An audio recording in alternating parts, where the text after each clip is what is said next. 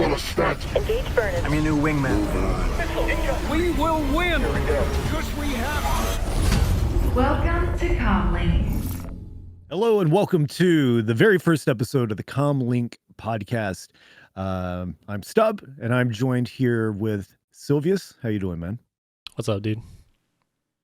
We're here to do our first episode, do some introductions. CommLink's going to focus primarily on Star Citizen and Squadron 42.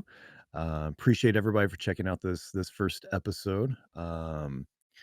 Lots going on in the verse here lately that we'll get to over the course of this new podcast series. I'm pretty excited about it, man. We're going to do podcasts and react videos, and it's going to be a fun time. The copium levels are at an all-time high. Yeah. And we're going to ride that wave.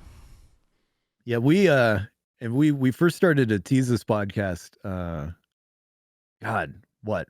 A month or two ago, something like that now. Yeah, it was a month things or two. things were still like in a little bit of a content lull for Star Citizen. You know, they've been working on tech stuff this year, but that's a word for it.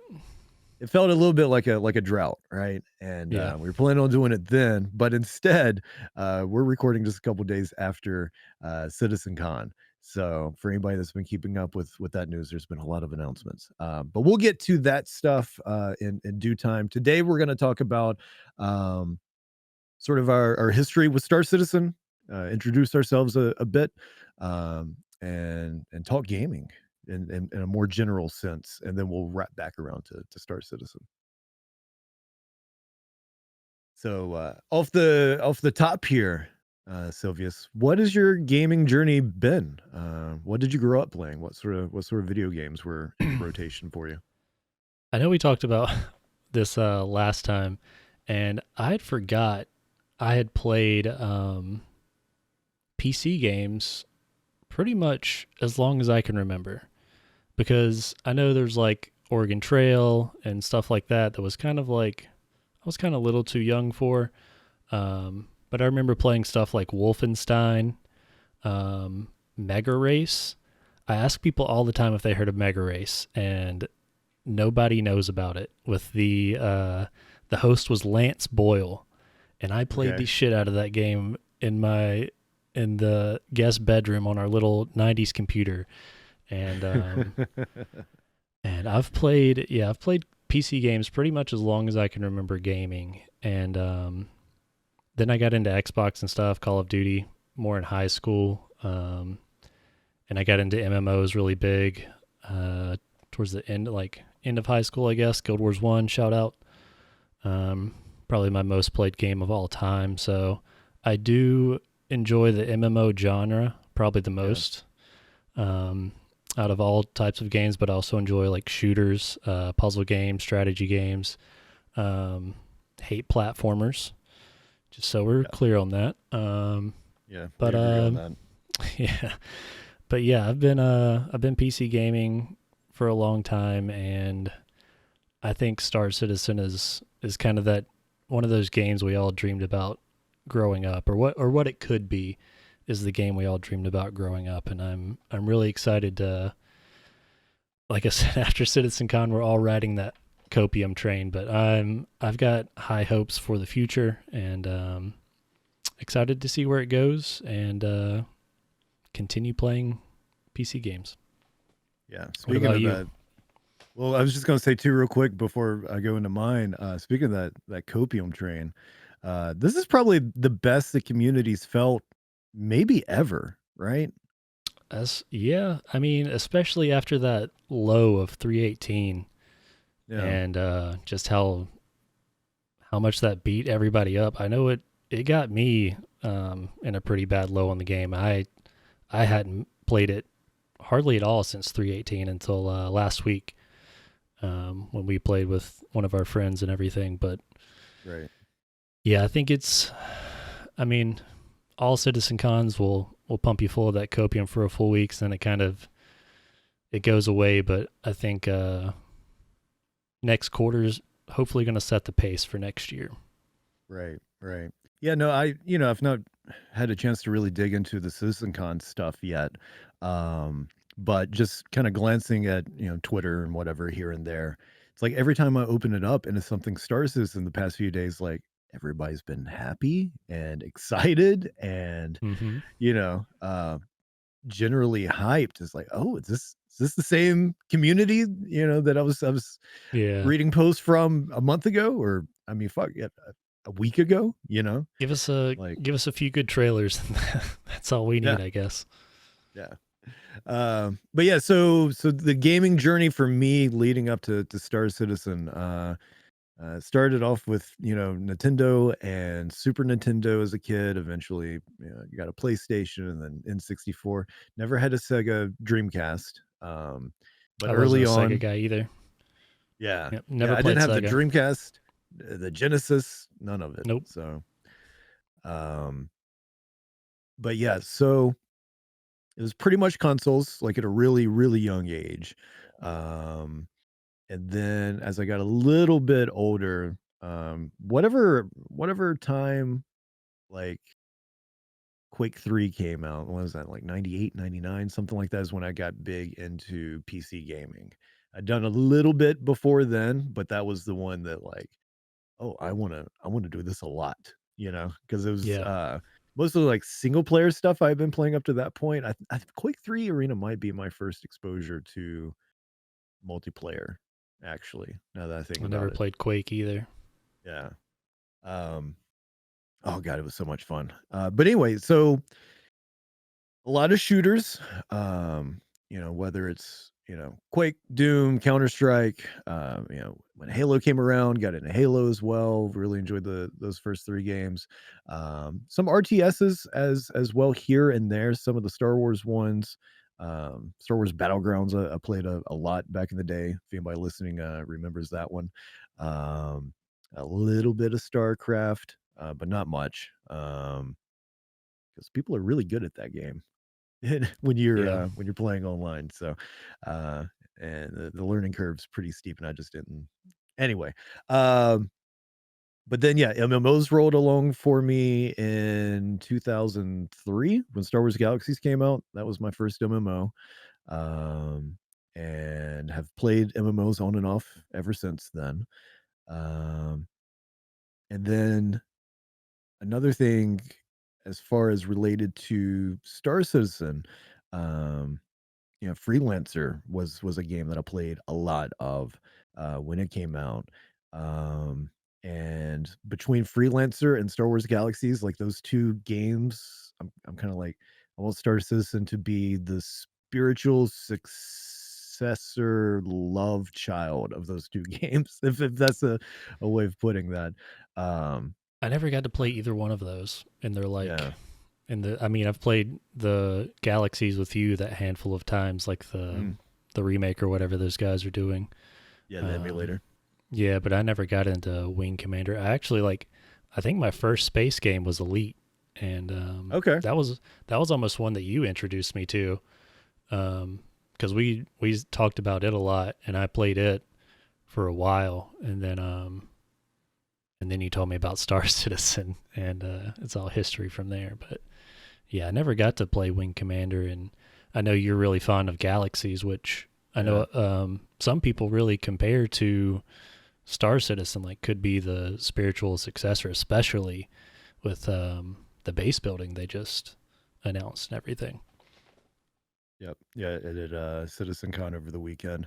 Um yeah, there's been quite a few people I've seen, whether in, server chat while in game or Twitter or wherever, mentioning Galaxies as being one of their games from before. Um which it makes sense because there are some aspects of Star Citizen for sure that seem to be kind of carrying that torch. But anyway, uh yeah, so and I still play mostly at this point shooters and MMOs. Right? Uh every now and then a little RTS, but I can't even remember the last one. Was it Company of Heroes that we Yeah, played? you played a little bit of that with A us. little bit of that, but not much. Yeah, so that's it for me as far as the backstory. And as we record and different topics come up, that'll jog some memories. But that was the long and short of it. Yeah. But so what was your first time hearing about Star Citizen? Do you remember? I think I touched on it just a minute ago. I'm pretty sure you're the one that introduced me to it. Okay. Because we started playing Elite there for a little while, and it was fun. Elite's fun for a Yeah. little while, and then you kind of get into that grindy spot of it. And That's right. I We were think, doing Elite before we started Star Citizen, right? yeah, for sure. Yeah. And we played it a little bit, but you just know how it's hard to team up in that game, and I always wanted more. Like I wanted to be on each other's ship and like turret gun for somebody, or walk around on the ground. And then I think it was 2018, 2019, early 2019 that you started telling me about Star Citizen. And I remember the first stream I watched, I think, was Vertigo. I'm pretty sure he still streams it today. Yeah. Watched a little bit of his stream, and I remember him landing on, I think it was Daymar or something, in a Cutlass Black, and he got out and like walked around and like, I think this was back when, PO was still a thing. I think Area 18 was out, Loreville, but like no Microtech, none of that stuff. Right. But just him landing on the ground and walking around, I was like, this is what I want from Elite. And I want think some of that immersion. Mm-hmm. And I bought the Aurora first and quickly upgraded to the Titan. We played together a few times, but then I think that was like July 2019 when I pledged. So I'm not like a super long time backer, but I've been here for a few years at least. Yeah. And you've been able to see a good bit added to the game over time already too. Mm-hmm. Yeah, I right? was there before Microtech, and that was like one of the big things coming in, I think, when I started playing. Yeah. Yeah. Because when we first started play together, there weren't nearly, and not that we do currently, but there weren't nearly as many people that had Star Citizen booted up every day. You know what I mean? Like that was their daily driver game. Yeah. But because of the content that's been added, even just since then, it's definitely become one of those games where there are a lot of people where this is their go-to.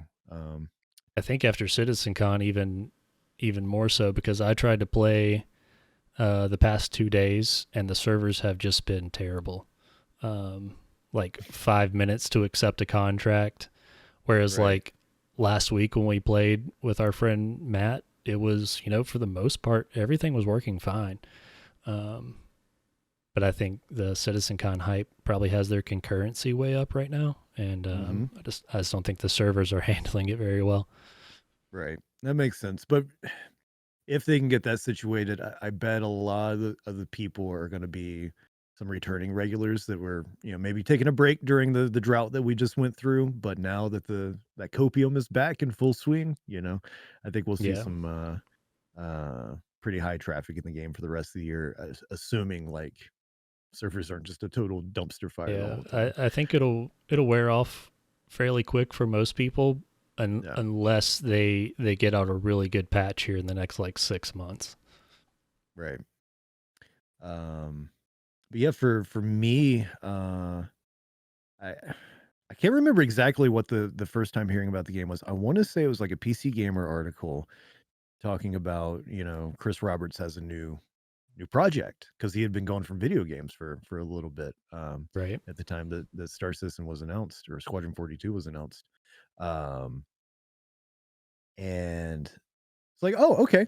I really like Freelancer. I'm gonna keep an eye on this. And so I didn't back during the Kickstarter days. But early 2014, I finally backed the game. And that was the point where you just had the the hanger module or whatever. Right. Like you could even fly your ship. So to go from then to where we are now has been just really cool to see. Like I like playing Star Citizen. Like when you were talking like we were playing last week, I like playing the game. Don't get me wrong, and I'm looking forward to seeing it get completed and new features added and all that good stuff. And just experience the game itself. But also part of the fun for me with Star Citizen 2 is actually getting to see it come together. You know what I mean? Not just play it, but Yeah. also, at least half-ass keep up with the progress over the years. A little more closely now than 2014 for sure. Um, but yeah, just to see all the ingredients get mixed up and CIG try to make a cake out of all this, which they seem to be on track with. Um, Not maybe necessarily in a quick manner, like a lot of people would like, where we can just snap our fingers and it's all Yeah. done, or even within a 10-year development cycle. But uh, when you're working on new tech, it's kind of hard to put a concrete timeline on things, right? Yeah, Um, for sure. but all that to say, um, it's been wild watching the game come together to the point where it is now, and I think it's going to be really exciting watching to see where it goes from here. Um, but yeah, so speaking of um, playing the game, what are some of your favorite gameplay loops that are currently in game? Right now, especially when I have a few people to play with, the salvage missions have been pretty fun. But other than that, like I haven't really been digging into a whole lot of the game. They just added the new consignment missions, and me and Matt did one of those the other day.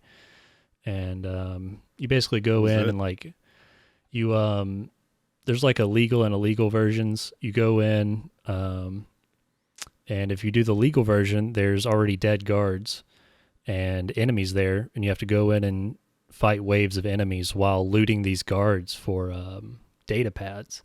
And the data pads have codes on them, and the different codes you can go put into this kiosk in the back of the bunker now. And when you put it in, it like starts spitting out certain goods like Dolavine or Greasium or little small boxes of it. And then eventually it gets to like an item you have to go turn in, like a certain box you have to go turn into another location. And this whole time, while it's spitting out boxes and stuff, you're getting attacked. You're having to look for the right data pads that have the code for the certain box you need on them. Right. So there's a lot of action going on and stuff, and it would definitely be hard to do by yourself. You definitely need at least like two people doing it. But they were a lot of fun, a lot of action. A little better than just going down and killing like 8 to 10 guards and leaving. So those are pretty cool. I know they have the new Orison platform missions back in. I haven't done one of those, but yeah, to get back to what we do in the game, salvage is a lot of fun. Combat's a lot of fun. Bounty hunting's fun. Not super into mining or the industrial side of stuff, maybe eventually, but when I backed this game, I didn't back it for, oh, I want to be the best light fighter pilot, or oh, I want to be the best at combat or whatever. Right. I kind of enjoy it for, you can just kind of do whatever you want. And that's the base building they announced this weekend. That's kind of like one of the big things for me, is like finally having a goal in the game, and like money sinks and stuff to work towards. I think that'll go a long way. And I would like to get back into, if you start playing more again, I would like to get back into bounty hunting more and stuff like that. But with Pyro coming up and, Master it's modes, that's going to be a game changer too. With when it comes master to combat. modes, engineering, Pyro's 3 times larger than Stanton. So just the first few weeks of playing it, like exploring it, getting our bearings right, figuring out how the mechanics work with like all the gangs and everything. So I like doing a little bit of everything in game, pretty much except mining. More combat stuff, but I would like to eventually do like exploration and stuff like that too, or the possibilities are endless according to Chris. Right. But yeah, But little bit of everything. the sandbox element, it sounds like is the Yeah, I big just want to big I want to appeal. live my second life in space, Right. and take poops on my Corsair. Yeah. I really like the prison escape. That's my favorite part of the game is Because you running love through that platforming escape so route much. and platforming and some low gravity with some finicky Hey, physics, you know. well, do I have news for you? Because they're upgrading the like ledge grabbing and all that kind of stuff. Hey, there we go. And vaulting, Yep. right? Yeah, vaulting, all that stuff's Nice. supposed to be coming in with the next 12 months. Looking forward to that. But no, prison escape's not my favorite gameplay loop. You just love I hanging out in will prison. That's it. That's it. Shanking people. But no, so you mentioned earlier the salvage missions. I wanted to say too, like we've been having some fun with those, and we haven't been doing them quote unquote correctly, I guess. As I don't know how to say that, Right. but we're not stripping holes. We're stealing drugs from the ships that have been marked for salvaging Yeah. and then selling that and making a bunch of credits. I think And I'm that's what a pretty sure, lot of people are doing right now. yeah, yeah. So, and nothing against the actual salvaging gameplay or anything, but I just wanted to say that, you know, that came up earlier, but more specifically, what we're doing to me as far as like Yeah. gameplay I like has been super fun. Like making money has been a very nice perk from it, but just the the the aspect of showing up, changing the cargo over from the NPC ship to ours, and then having to go to a sketchy place where other players might show up and try to take your stuff or kill you or whatever. Like that's exciting. That little um X factor when it comes to player interactions where you don't know if anything will happen, right? Maybe not. Maybe you'll show up to sell the drugs and make a bunch of money and then fly off and there's no problem. But there's that chance that somebody's going to be there and you're going to have a situation on your hands, right?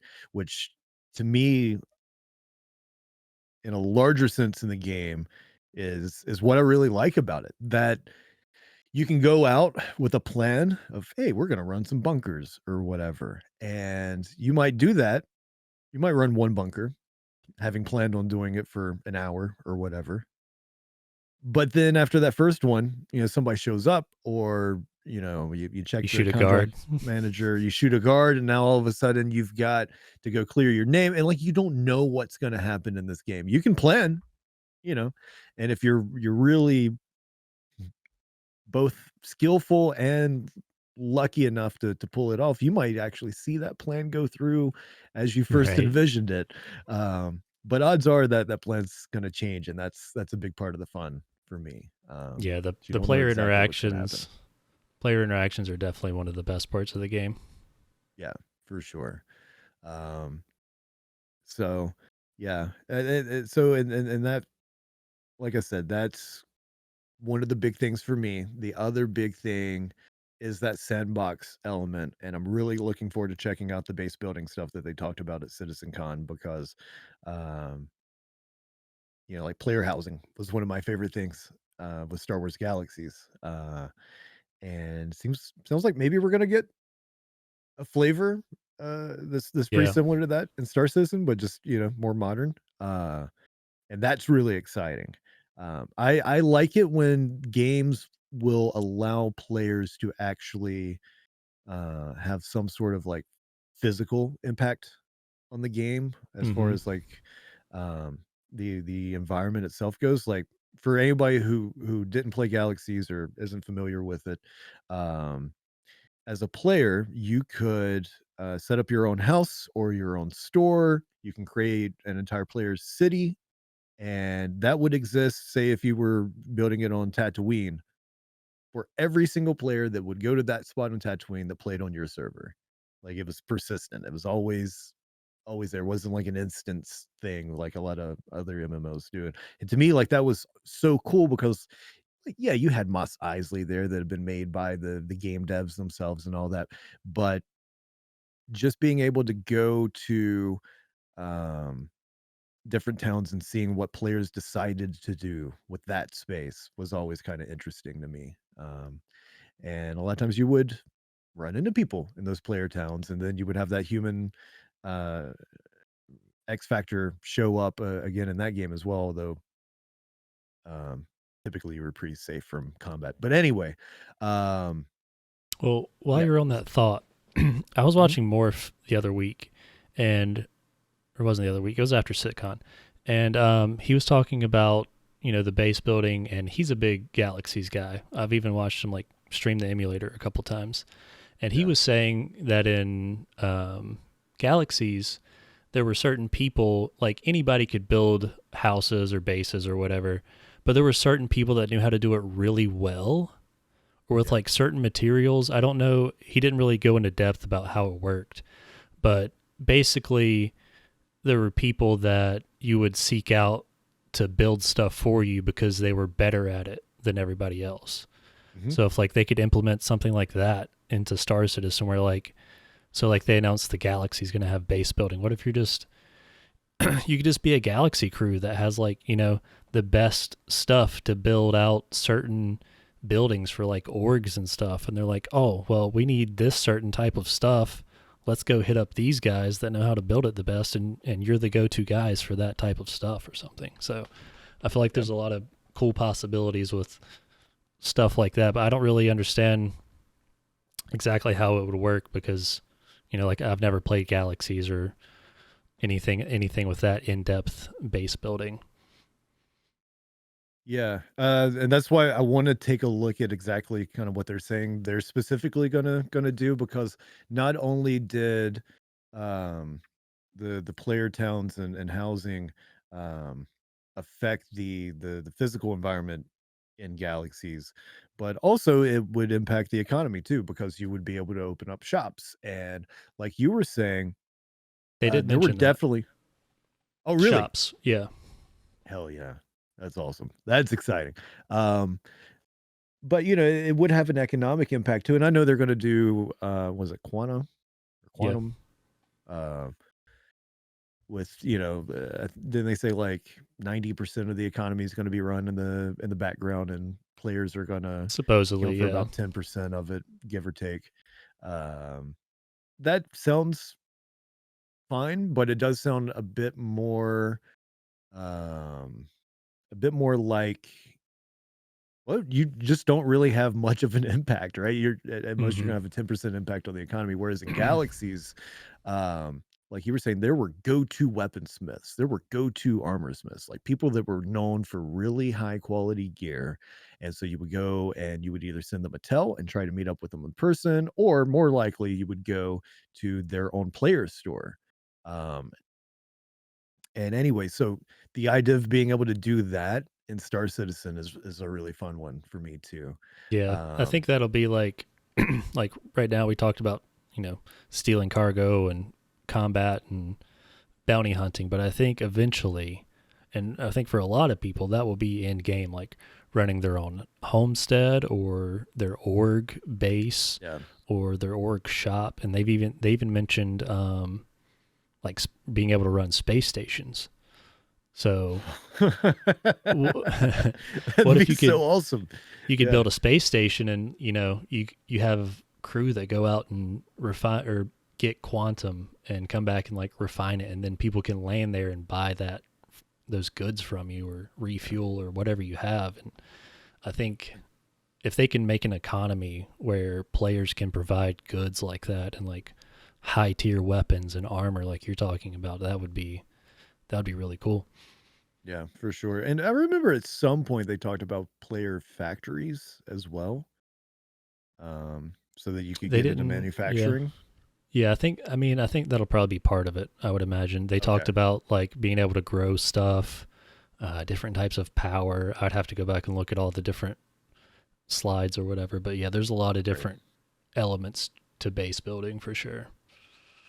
Yeah. Well, uh crafting I'm not typically super huge on in games, but I do like selling stuff.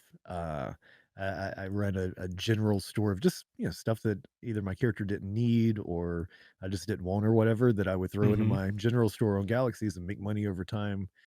Uh, with that, just as like a little secondary income in addition to what I was making from completing quests and missions and all that, right? What your Um, merchant man's going to be for.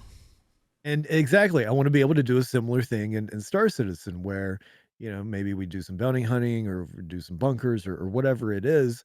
And as I acquire items, anything that I don't want to keep, it would be nice to, have a shop to sell it and make some extra money instead of putting in a server chat necessarily. I don't know if you'll probably still have to use server chat with the merchant man so that people know where you are. But where it's not just like, hey, I'll meet you at Gromex or whatever and sell you this missile launcher. Um, have an actual store where it's Yeah. not just meeting up essentially in the space Walmart parking lot, like you're Mm-hmm. selling something on Craigslist or whatever. Um, but then I could also see myself so they're going to add fauna to the game, right? If we're able to harvest resources from those animals, like Yeah, I think that's the plan. yeah, so if that's the thing too, like selling those mats, right? Like I could see myself going through periods where, I'm just going to take a few days and go get lost on Microtech or whatever and go Yeah, out on a hunting expedition and then bring it all back and sell it. Things like that that you would do in like a Red Dead Redemption, but in space. yeah, All of that sounds fun to me too. So, preferred gameplay loops currently right now in game. Um it's the more combat oriented stuff, but looking down the road, I'm looking forward to some of the business elements of the for game sure. that we're Yeah, gonna have too. and just a disclaimer for anybody watching this first episode that doesn't really know us. We also look at this stuff mostly for right now, at least from like small group or single player perspectives because neither one of us is part of an org. Yeah. We have friends who have the game that play it, from time to time, but it's not like we log in and have 10 people at any given time to like pull off something or run a giant org base or something. Which in the future I'm not saying we won't. Right. But a lot of our ideas right now and the way we look at the game are coming from like single player perspectives and like small groups of people. Yeah. I mean, you could put a couple other guys in our chairs right now and they might tell you that running a huge mining operation is their preferred gameplay loop or organizing giant dog fights and fleet battles, that sort of thing. There's so much to do in this game already and it's nice that it finally feels like we're getting to a point where more and more is going to God, I don't want to get too ahead of myself, but it does feel like I'm not saying that this is gospel, that this is exactly how it's going to play out, but at the moment, at this time, subject to change, it feels like we're getting to a point in the game where content is going to start to come at us more quickly going forward, especially because I did see the announcement that Squadron 42 is feature complete, right? Amen. So they're in the polishing phase. So to me, and again, I don't work at CIG. I'm no game dev whatsoever, but to me, that tells me a lot of those devs are going to come back to Star Citizen now, They right? made that Because announcement. Well, they didn't like make an announcement, hey, yeah, but Richard Tyre in I think it's Salty Mike's chat, or it might have been like an interview with somebody after the CitizenCon, specifically said that like a lot of the major developers are moving back onto the PU for right now. So oh yeah, that's hopefully, nothing but good news, they announced base building isn't starting development until Q1 of next year, but Okay, if we have a lot of devs moving back, maybe it gets pushed through the pipeline in that 12 months that Chris was talking about there at the end of the show. So we'll see. yeah, I would like to know like what the ratio was like these past couple years. Like, what percentage of CIG was working on PU versus Squadron 42? Was it like 60% were on Squadron, 80%, I think 90%? it You know what I was. mean? I think it was somewhere around 90%. I think they had like. I mean, I could be wrong. You know, Yeah. I'm not. I don't have facts to back that up, but I think it was most of their development team was on Squadron. But then again, like a lot of that stuff crosses over.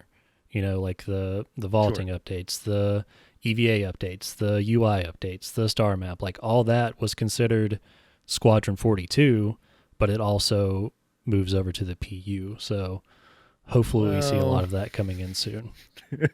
Maybe not the star map. We're gonna have to wait another 10 years on the star map, even after Squadron 42 releases. You didn't watch that demonstration yet, so was it PU? Was it PU star map? No. I mean, they showed the Stanton map. Yeah, they showed the whole star map for Stanton. Okay. But I mean, they didn't give a specific date on it. But at the end of the CitizenCon, Chris did say, everything you've seen this weekend, we intend to have in the game within 12 months. Which obviously take that with a huge grain of salt because they've said that we don't know how many times before and missed the mark. But I mean, I could be shooting myself in the foot here, but I hope with all the devs moving back and everything and it seems like a lot of it is, since it's quote unquote feature complete, a lot of it is done and ready to be moved over to the PU at this point, which it might just be technical things like replication layer and stuff that they need before they can put it in so the servers don't explode. But I don't know. Yeah. I'm like I said, I'm just cautiously optimistic. I'm feeling good about things right now. So I think everybody is right now for the most part. And I am very, very hopeful and slightly confident that we're going to start to see more and more be added at a faster rate than we have the past few years. Yep. So I guess with all that said, where we're currently at in the game, I think we've already hit on our next point a little bit. Yeah. And 321, right? Yep. So what else are we maybe looking forward to specifically for the Q4 patch for the game? Because Q4, I'll just go ahead and say, like, I've made the same joke for years now that, hey, Pyro at Christmas, you know. You might be right this year. Papa Chris is going to come through, and it sounds like, it might actually, maybe, underscore and bold, maybe, this Christmas. But, you know, with that said, before CitizenCon, before they talked about Pyro hitting the preview channel that they're starting, I would have made that optimistically, maybe foolishly, that would have happened. But now that in some capacity Pyro is going to be out this year, probably not on live, right? But with that possibility out there, it's like, oh shit, what else have they been holding back? Like, I would have gone pretty small potatoes for like what I'm hoping for in Q4. But now that they've kind of set that precedent, I don't want to get too crazy with the predictions and the hopes and dreams for Q4. But dude, is it ridiculous to think that maybe, and again, not on live, but on that new preview channel, I guess this is a separate thing, but maybe we get Nyx at the end of the year? That wouldn't be part of the Q4 patch. That would be cool. But I just wonder, that kind of popped in my head. I wonder if that actually does happen. Like, can they hit us with the good old 1-2 of huge things happening in the game? At CitizenCon, Jared kept teasing like something else. He could have been alluding to base building, but on the end of the first day, he was like, come back and we're going to talk about this and Pyro. And he just kind of like paused and like, you know, just like He's like, you're just gonna have to be here. Mm-hmm. So he was. A lot of people felt like he was hinting at a third system, but I feel like they would have announced that. I don't know if it just got cut or maybe like I said, he could have been alluding to the base building, but I'm not really counting on a third system anytime soon. I'm just right now. I think they got to focus on Pyro. Yeah. Well, as far as anything hitting the live servers, yeah, I pretty much said this last time. More than anything, right now with where the game's at, I just want it to be stable. Yeah. You know what I mean? Like with Pyro hitting the preview channel, major new content, like as far as gameplay features hitting the game Q4 in the live servers. It would be nice to see the new bounty hunter system come online. That'd be Yeah. cool. They've been talking about V2 for a while on bounty hunting. Yeah. They showed off handcuffs in one of the CitizenCon videos. Oh, nice. Yep. Oh man, I can't wait to finally put somebody in my Avenger Stalker pods one day. And hopefully Q4. But we'll see. But yeah, that's kind of really the only thing I can think of right now with Pyro on the brain. You know what I mean? Like, I hope bounty hunting gets some love, and I hope the game's stable, and that's about it for Q4 right now. Yeah, I feel like that's about all we can hope for in Q4. I would love to see. So they said we're getting 322 for sure, and I would love to see ship tractor beams. That would be a big one. Yeah. I think they're going to introduce the Argo, the tugboat. Mm-hmm. So that'll be cool. We obviously have the Expo coming up, so there's going to be a couple new ships in 322. I will say too, like speaking of that, them adding ships, I do hope to just see more new ships in general, especially those from the backlog, like those ships that people have pledged and have been waiting like years to get, because there's still some ships out there. Merchantman. So if maybe a ship like the Merchantman could show up in Q4, I'd be down with that too. That'd be great. I hate especially to with burst your Pyro. bubble, but no No? Merchantman this year. No, they touched on it during the vehicle panel and basically explained why it's not going to be out anytime soon. Cool. I hate Star Citizen again. Fuck CitizenCon. No, I'm just kidding. They basically said the team that was working on it had to basically like build up the knowledge of how to like do this new like art style and alien ship for the first time, and they were making really good progress. And then I think they left for a different studio and took a lot of that knowledge with them. So instead of spending the time to get a new team up to speed on all that stuff they were working on and like basically teaching themselves how this last team was doing it, they felt like it was better to put those people on like ships they already had assets for. Like they showed off the Polaris. Like I think 2024 is going to be a huge year for RSI ships, like the Apollo, the Polaris. I don't know if we'll get the Galaxy next year. It would be cool if they made it when, Galaxy and like base building at the end of 2024. If nothing else, it'll probably show up in another Super Bowl ad. Yeah, somebody's stealing it and throwing it in their commercial. But yeah, I think there's going to be a lot of RSI ships this coming year and no Merchantman, unfortunately. Okay, I still love you anyway, Chris. It's all right. Maybe next year. Maybe. But so I'll get Pyro for this Christmas, and the next Christmas is the Merchantman. Right. Yeah. Got it. But other than like tractor beams, some new ships, I would like it to be stable, and I hope they bring in like some of the stuff they showed at CitizenCon. Obviously, the new star map next quarter would be amazing, but I don't expect to see it until next year.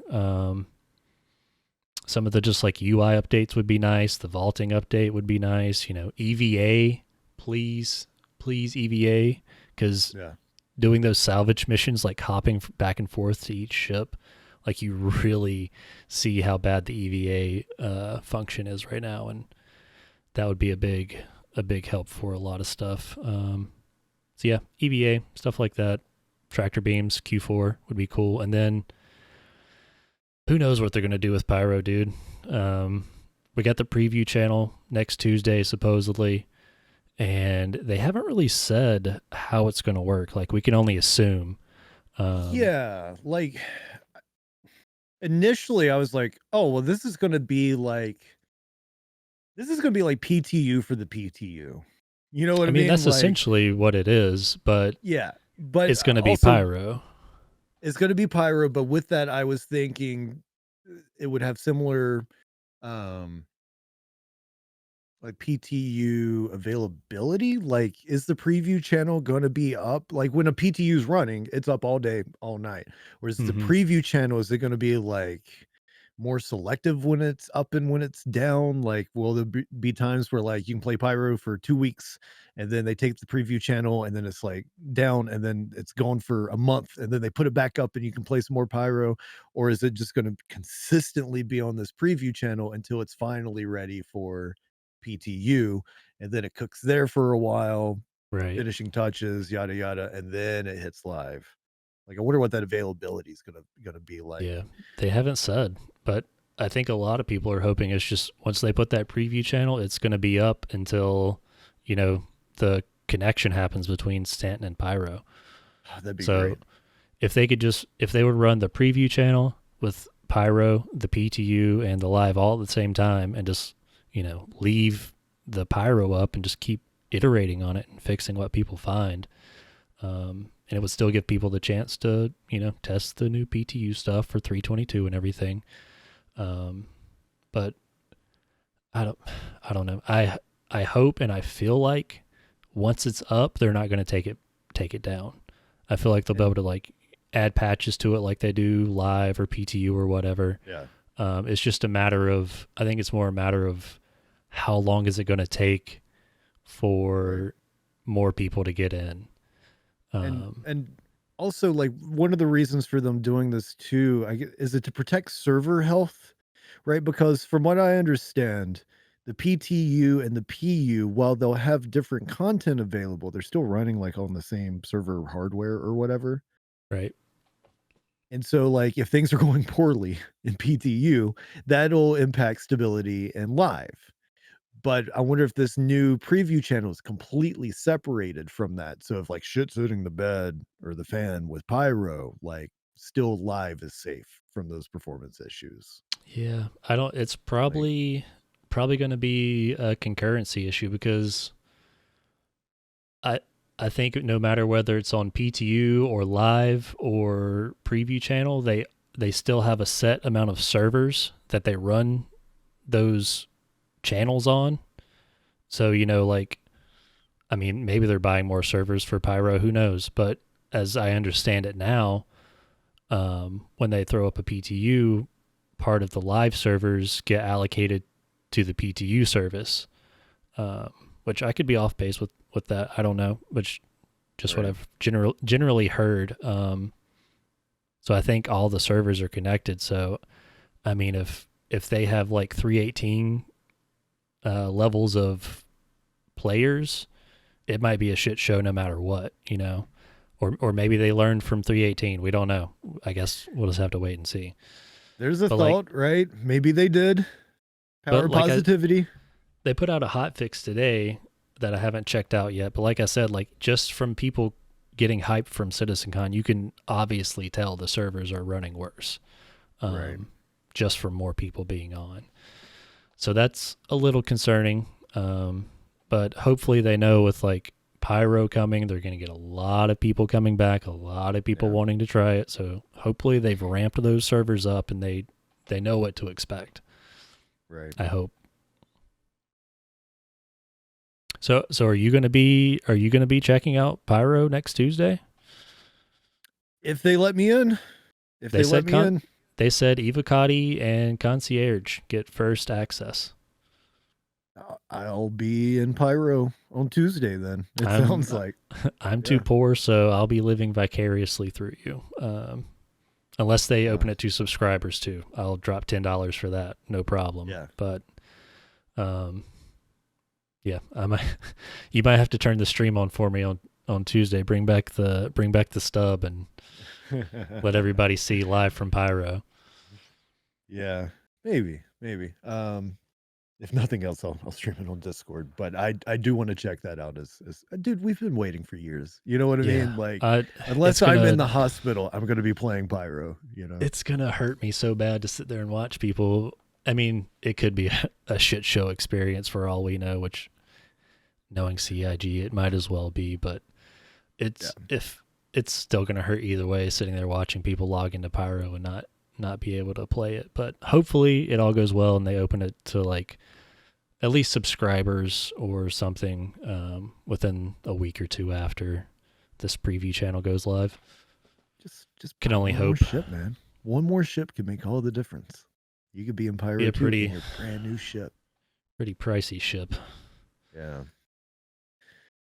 Well, yeah. So next time we record an episode of the podcast here, I guess I'll be reporting from Pyro, which will be cool. Also, things that we're going to be doing on the channel. I mentioned at the start of the episode, some React videos. I know we've talked about. We'll at least do the Squadron 42 trailer. You've seen it. I haven't seen it yet. We'll do a reaction video to that, and then maybe one or two other cool things from CitizenCon. Right. But then I think the real meat and potatoes of our next episode, right? We're gonna want to dive through a lot of the information given to us in specifics at this past CitizenCon. We touched on base building and stuff a little bit this episode, but there was so much from the 2 days of CitizenCon. Yeah, I think we need to do an episode just talking about some of it. Yeah, and that's the thing too, right? Like, again, I've not seen the vast majority of what came out of CitizenCon, but it seems like there's going to be a ton to talk about. If they implement all of it within the next 12 months, like they're hoping, it's going to be a totally different game. Star Citizen 2 is about to come out. Looking forward to it. Appreciate everybody for checking out our first episode here at CommLink. Again, keep an eye out for those reaction videos, and also next week's episode involving CitizenCon. Go ahead and hit that like and subscribe button if you are watching on YouTube. Much appreciated.